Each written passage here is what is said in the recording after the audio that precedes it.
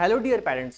आज के इस वीडियो में जेएनवीएसटी के बारे में डार्क ट्रूथ बताने वाला हूँ, एक हार्श रियलिटी जो कोई चैनल या फिर कोई भी पर्सन बात नहीं करता है। हमें ये अच्छा लगता है कि हमारा बच्चे एक ऐसे स्कूल में पढ़े जो वहाँ पर हाई क्वालिटी एजुकेशन, जहाँ पर बहुत अच्छी हॉस्टल की फैसिलिटी और सारी सुविधाएं मिले, लेकिन उस बच्चे पर बहुत प्रेशर होता है।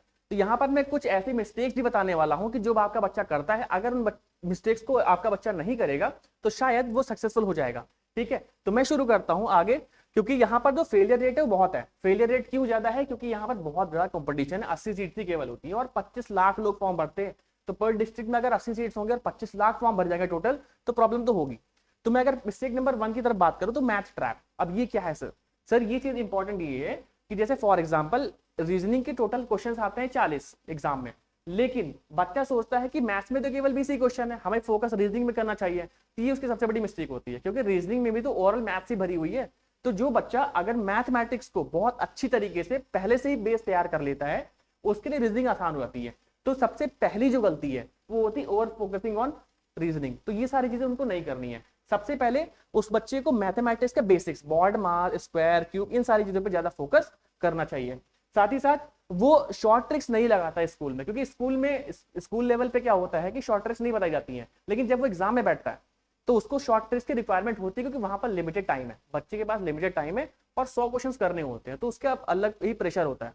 तो हम ना वहां पर ट्रिक्स के माध्यम से अगर चीजों को सही तरीके से कराएं बच्चों को, तो वो बहुत ही ज्यादा बेटर होता है, वो बच्चा और अच्छे तरीके से परफॉर्म कर रहा होता है। ठीक है, और नंबर सिस्टम, एलसीएम, इन चीजों पे वो ज्यादा ध्यान नहीं देता शुरुआत में। अगर इन चीजों पे ध्यान नहीं दोगे तो रीजनिंग में क्या होगा? रीजनिंग में प्रॉब्लम आएगी। और अगर रीजनिंग में प्रॉब्लम आई, मैथ में प्रॉब्लम आई, तो सारी चीजें खत्म। क्योंकि मेन जो चीज है, जो नंबर लेके आता है, वो रीजनिंग एंड मैथमेटिक्स से लेके आ रहा होता है, साथ में इंग्लिश आ रहा होता है। ठीक है, तो इन चीजों का आपके बच्चे फिर गलती ना करें, इन चीजों पर आप ध्यान रखना। और अगर आप एज अ स्टूडेंट वीडियो देख रहे हो तो इन चीजों पर आपको ध्यान रखना। ठीक है, तो ये 20 क्वेश्चन मैथमेटिक्स के बहुत ही ज्यादा इंपॉर्टेंट होते हैं।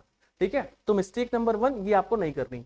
दूसरी मिस्टेक के बारे में बात करूं तो आप लोग क्या समझते हो ना कि मेरे पास 80 सीट्स है। अब एक खुद एग्जांपल दो, आप समझना ध्यान से। केवल 80 सीट नहीं है यहाँ पर, आपके पास केवल और केवल 25% ऑफ 80 है, मतलब केवल 20 सीट्स होती है। 75% जो बच्चे होते हैं वो रूरल एरियाज के होते हैं, ग्रामीण क्षेत्र के।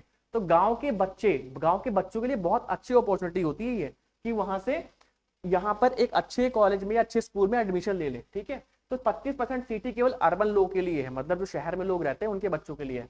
तो यहाँ पर बहुत ही ज्यादा कंपटीशन है, ये पूरा एरिया जो है वो रूरल के भरा हुआ है। केवल 25%, मतलब केवल 20 सीट है। तो इस कोटा को समझना बहुत इंपॉर्टेंट। तो इसका मतलब है कि हमें हर एक क्वेश्चन को बहुत डिटेल में समझना पड़ेगा, सीखना पड़ेगा, पूरे सारे सब्जेक्ट्स को अच्छे से समझना पड़ेगा, तब जाकर के आपका बच्चा टॉप नंबर लेके आएगा। ठीक है, तो इन चीजों को आपको ध्यान रखना है कि कहां पर कितना टाइम देना है।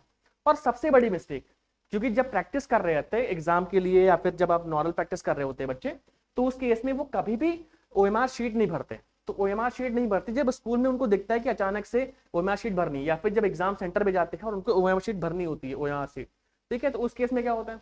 उस केस में वो बच्चा पैनिक कर जाता है। क्यों? क्योंकि मान लीजिए यहाँ पर मुझे ओएमआर शीट भरनी है, मैंने किसी एक में की जगह दूसरे में आंसर लिख दिया, तो पूरा पूरा एक ओएमआर शीट गलत हो जाएगी। अगर मैंने किसी का आंसर किसी में लिख दिया तो इसकी वजह से उसके पूरे नंबर कट जाएंगे। तो ये एक बहुत ही ज्यादा मिस्ट्री है।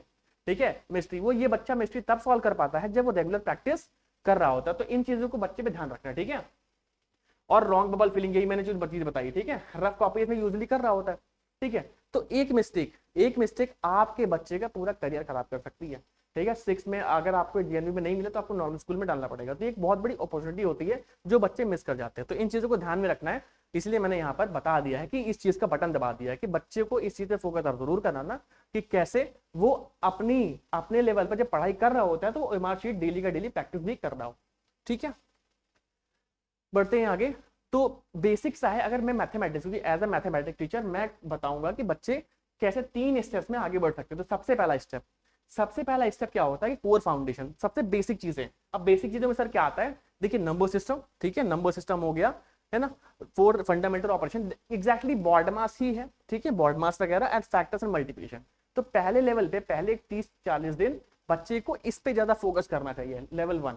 जब लेवल 1 अच्छे से कर देगा, जब उसका कोर फाउंडेशन अच्छा हो जाएगा, तो उसके बाद वो आता है सेकंड फेज पे। ठीक है, तो सेकंड फेज पे जब उसका ये बेस बहुत अच्छा बना होगा, तो सेकंड फेज में वो percentage, profit loss, simple interest and distance time वगैरह सारी चीजें जो भी कॉन्सेप्ट होते हैं वो अच्छी तरीके से निकाल लेगा। और यही जो चीज होती है ना, यही रैंक डिसाइडर होते हैं।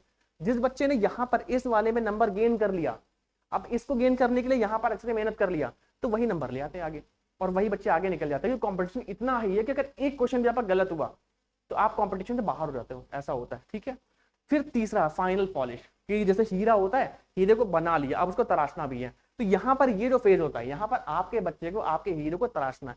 वहां पर क्या होता है कि इन सारे पे अच्छे से डिटेल तरीके से प्रैक्टिस की जाती है, मॉक टेस्ट के थ्रू, प्रीवियस ईयर क्वेश्चन के थ्रू एंड शीट्स के थ्रू, राइट। जब ये अच्छी तरीके से प्रैक्टिस कर लेते हैं, जब आपका बच्चा इन चीजों में प्रैक्टिस कर लेता है, तब वो जाकर के एग्जाम के लिए रेडी हो जाता है, और फिर वहां पे होता है खूब सारा कॉम्पिटिशन।